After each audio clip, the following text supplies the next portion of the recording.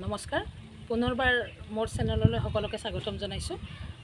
আজি আমি ক'বলৈ লৈছোঁ শাৰীৰিক দুৰ্বলতা।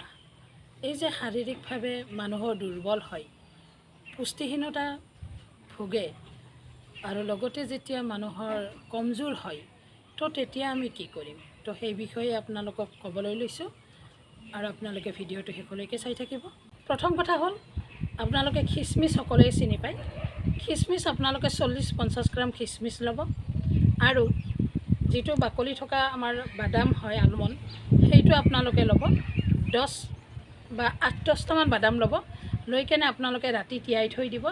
তিয়াই থৈ আপোনালোকে ৰাতিপুৱা বাদামৰ বাকলিটো গুচাই আপোনালোকে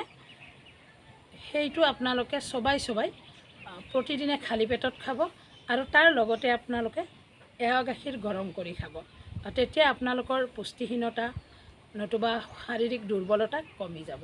তো আপোনালোকে এইখিনি নিয়মিতভাৱে খাব। নেক্সট, যিবিলাক মানুহৰ কফ হয় বা কফজনিত সমস্যাত ভোগে, তো তেতিয়া আপোনালোকে কি কৰিব? তো কফজনিত সমস্যাত ভুগিলে আপোনালোকে খিচমিচ ল'ব। তাৰপিছত আপোনালোকৰ যিটো আমাৰ কালজিৰা বুলি কওঁ, ক'লা এই কালজিৰা ল'ব।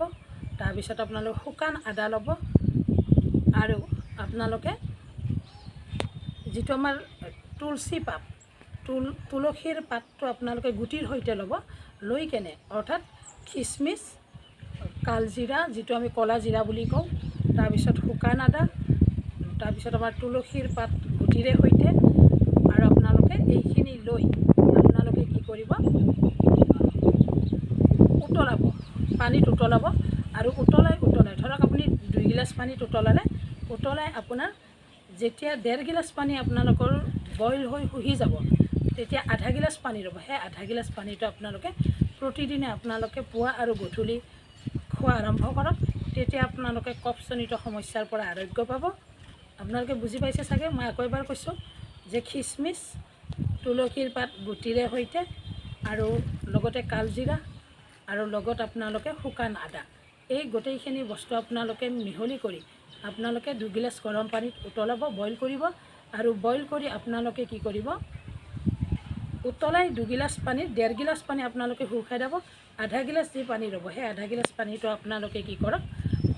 প্ৰত্যেক দিনে পুৱা আৰু গধূলি খোৱা আৰম্ভ কৰক আৰু তেতিয়া আপোনালোকে কফজনিত সমস্যাৰ পৰা আৰোগ্য পাব। তো এইখিনি আপোনালোকলৈ আগবঢ়ালোঁ।